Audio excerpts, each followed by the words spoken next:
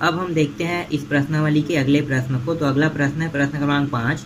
एक घनाकार पेटी के कोर की लंबाई 10 सेंटीमीटर है।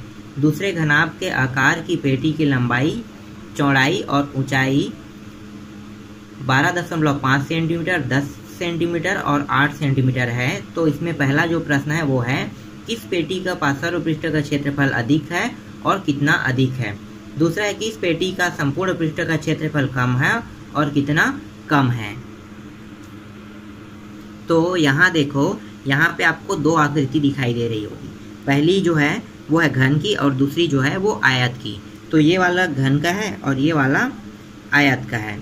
तो घन के सभी भुजाएं क्या होते हैं, बराबर होते हैं। तो देखो सभी में क्या लिखा है, 10-10 लिखा हुआ है, जबकि घनाभ के सभी भुजाएं बराबर नहीं होते हैं। तो घन और घनाभ में यही अंतर है।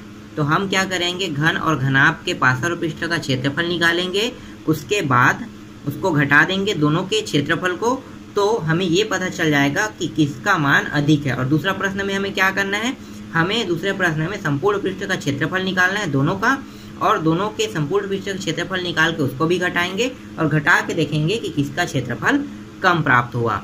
तो पहले हम पहले को बना के देखते हैं। तो इसमें क्या निकालना है हमें, पहले हमें किस पेटी के संपूर्ण पृष्ठ का क्षेत्रफल अधिक है ये हमें निकालना है। तो यहाँ पे लिखो, सबसे पहले हम घन के लिए निकालते हैं। तो घन का पार्श्व पृष्ठ का क्षेत्रफल लिखो। तो घन का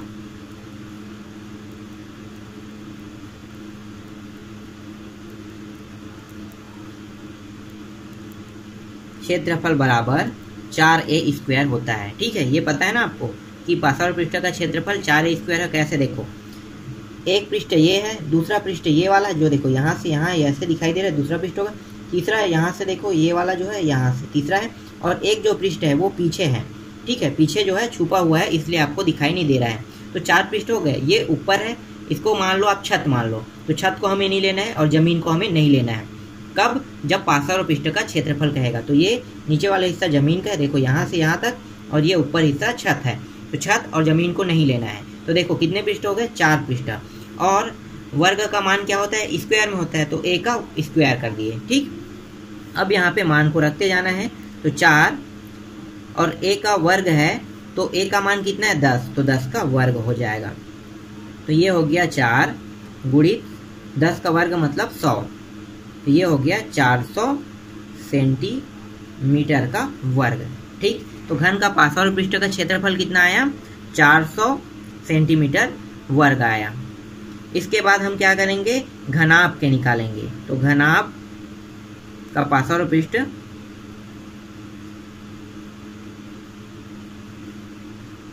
क्षेत्रफल बराबर कितना होता है घनाभ का, तो घनाभ का होता है 2HL + B। ठीक है, घनाभ का यही होता है ना, घनाभ के सूत्र में यहाँ पे देख लो। तो यहाँ पे हमें क्या करना है, घनाभ का मान को रखते जाना। तो देखो लंबाई ये है, चौड़ाई ये है और ये ऊंचाई है। तो मान को रख दो। तो लंबाई में 2 और ऊंचाई कितना है 8, तो 2 गुणित 8 लिखो। चौड़ाई कितना है, तो चौड़ाई है यहाँ पे, लंबाई देखो 12 और चौड़ाई 10, तो यहाँ पे लिखो 12.5 + 10 बराबर 8 दूनी ये हो गया 16, और कोष्टक के अंदर को हल कर लो आप। तो ये हो जाएगा, जुड़ने के बाद आएगा 22.5। तो 16 गुणित 22.5 बराबर ये कितना हो गया, ये हो गया 16, ये 0 ये 0। ठीक है, इतना हुआ 3600। तो देखो यहाँ पे दशमलव के संख्या के बाद कितने अंक के बाद दशमलव लगा, तो एक संख्या के बाद यहाँ पे दशमलव है। तो हम भी क्या करेंगे, एक संख्या ये हो गया और इसके बाद दशमलव। तो ये कितना आ गया 360। तो यहाँ पे लिखो 360 सेंटीमीटर स्क्वायर। अब हमें क्या करना है, तो बाकी को हम यहाँ पे थोड़ा सा साइड पे देख लेते हैं, एक के आधे हिस्से को। तो अब हमें क्या करना है, घन के पार्श्व पृष्ठ का क्षेत्रफल और घनाभ के पार्श्व पृष्ठ के क्षेत्रफल को घटा देंगे। तो यहाँ पे घन का पार्श्व पृष्ठ का क्षेत्रफल माइनस घनाभ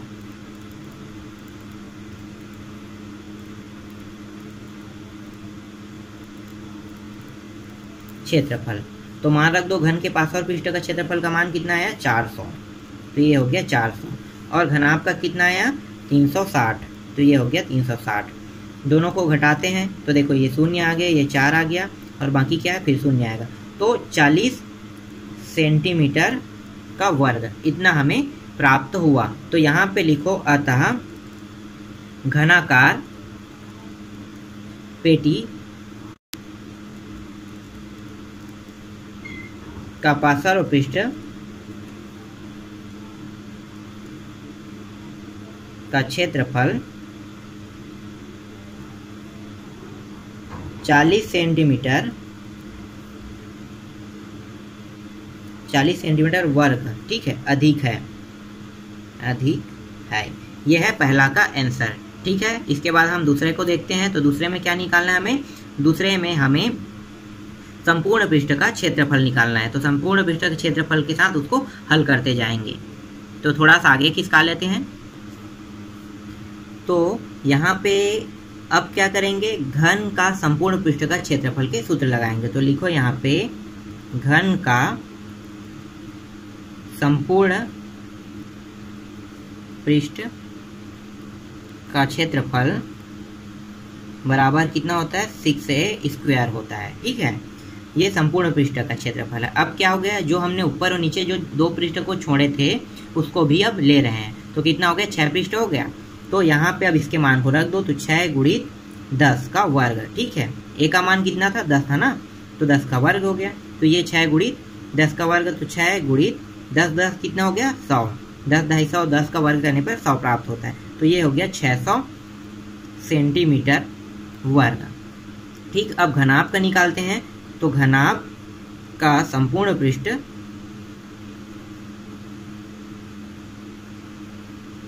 का क्षेत्रफल बराबर, नीचे में लिखते हैं।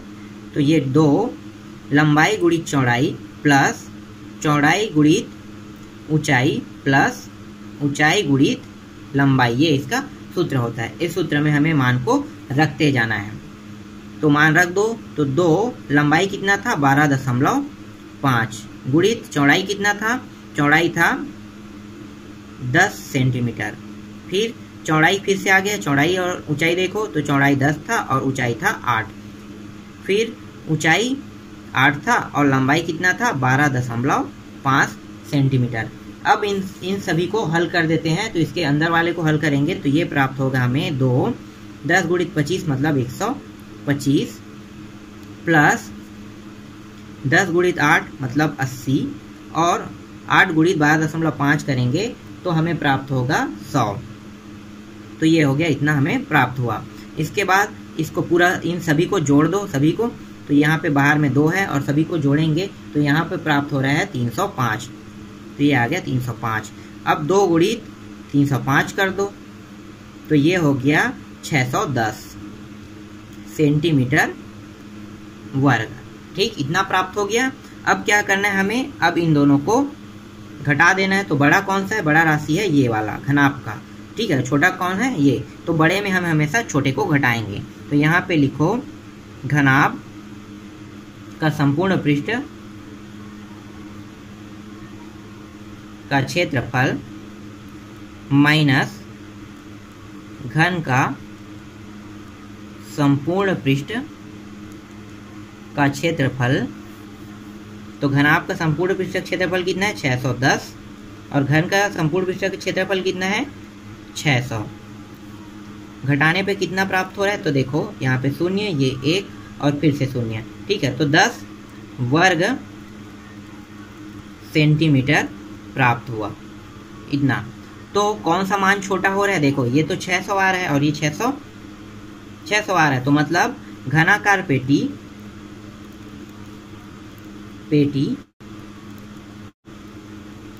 संपूर्ण पृष्ठ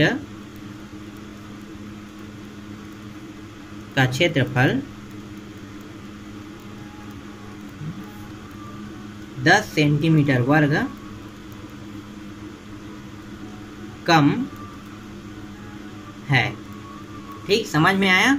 तो ये आपका फाइनल आंसर है। इस तरह से दोनों के हमने पहला और दूसरा दोनों को हल कर लिए। अब इसके बाद हम देखेंगे प्रश्न क्रमांक 6 को। प्रश्न क्रमांक 6 है, एक गांव की जनसंख्या 4000 है। इस गांव में रहने वाले प्रत्येक व्यक्ति को प्रतिदिन 1500 लीटर पानी की आवश्यकता पड़ती है।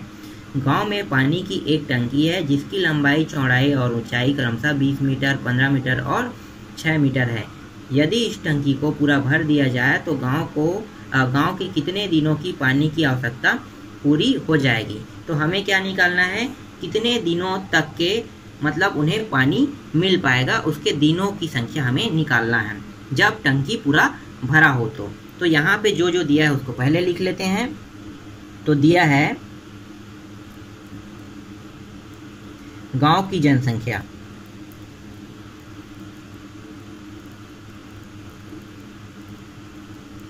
बराबर 4000 है। गांव की जनसंख्या कितना है, 4000।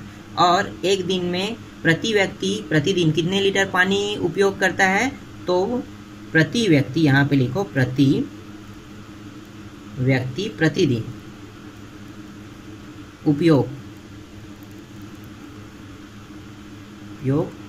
पानी, ठीक है, कितना है 150 लीटर एक व्यक्ति करता है। ठीक है, समझ रहे हो आपने, ये एक व्यक्ति है और यहाँ पे टोटल कितना है 4000 व्यक्ति है।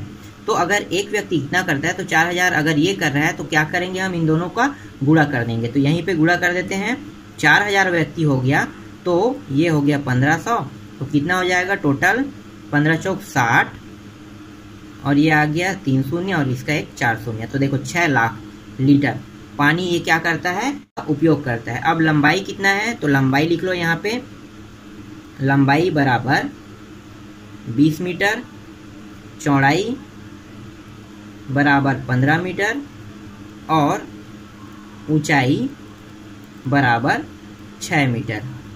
ठीक है, इतना है पानी के जो टंकी की साइज है जो। ठीक है, तो हम क्या करेंगे यहाँ पे सबसे पहले हम आयतन निकालेंगे। तो आयतन का सूत्र लगा लो। देखो यहाँ पे कहीं पे आयतन दिया है क्या, नहीं दिया है ना, तो आयतन निकालो। तो आयतन का सूत्र होता है घनाभ का आयतन बराबर लंबाई गुणित चौड़ाई गुणित ऊंचाई। ठीक है, चाहे घन हो या चाहे घनाभ हो, दोनों का आयतन क्या होता है, सेम होता है, लंबाई गुणित चौड़ाई गुणित ऊंचाई। तो लंबाई का मान कितना है 20 रख लो, चौड़ाई का मान कितना है 15 और ऊंचाई का मान कितना है 6। अब इन सभी को गुणा कर देते हैं। तो ये हो गया 15 दूनी 30 और ये आ गया 300 गुणित 6 और ये हो गया 6 तिया 18, तो ये आ गया 1800 घन सेंटीमीटर। ठीक है, घन मीटर प्राप्त हो गया। अब आपको पता होना चाहिए कि एक घन, ठीक है, एक घन मीटर में कितने लीटर पानी होता है। एक घन लीटर में 1000 लीटर पानी होता है, मतलब 1000 लीटर पानी उसमें आ सकता है एक घन मीटर में। तो यहाँ तो 18000 घन मीटर है, तो 18000 घन मीटर में क्या होगा, तो यहाँ पे लिखो 18000 घन मीटर गुणित 1000। ठीक है, ऐसे ही होगा ना भाई, एक की बात हो रहा है तो 1000 होगा, लेकिन 18000 है तो इस 1000 को 18000 के साथ गुणा कर देंगे तभी तो पूरा प्राप्त होगा। तो ये हो गया 18000 गुणित 1000 बराबर, ये आ रहा है 18, कितने शून्य पीछे में 2 शून्य और इसमें कितने शून्य 3 शून्य, तो ये आ गया 18 लाख। ठीक है, लीटर पानी उस टंकी में आता है। किस टंकी में, ये वाले टंकी जो आपको दिखाई दे रहा है, इसमें 18 लाख पानी भरा जा सकता है। अब हम क्या करेंगे, अब हमें ये देखना है कि भाई एक दिन, ठीक है, एक दिन में कितना है, देखो 6000 लीटर पानी पूरे गांव को लगता है। 6000 लीटर पानी एक दिन में लगता है। तो टोटल अगर हम ये ध्यान दें 18000 लीटर पानी हो तो यहाँ पे लिखो 18 लाख है ना, 18 लाख लीटर पानी हो तो क्या करेंगे, तो 18 लाख लीटर अगर पानी हो तो इसके लिए हमें 18 लाख को क्या कर देंगे, भाग दे देंगे, किससे, 6 लाख लीटर से। 6 लाख का इधर सैकड़ा हजार 10 लाख, 6 लाख लीटर से भाग दे देंगे। तो देखो जो जो कट रहा है उसको कटा दो, 2 शून्य कट गया, यहाँ से ऊपर नीचे, यहाँ भी ऊपर नीचे और यहाँ भी ऊपर नीचे से। अब 6 कम 6 तिया, तो ये प्राप्त हो गया 3 दिन। ठीक है, यही क्या है हमारा आंसर है। तो 18 लाख लीटर पानी अगर है तो वो गांव वाले को 3 दिन पूर सकता है। तो यहाँ पे लिखो अतः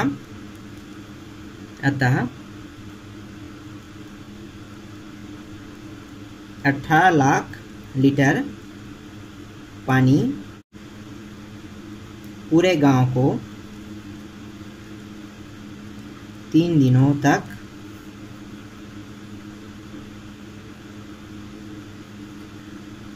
पूर्ति कर सकता है। ठीक, समझ में आया?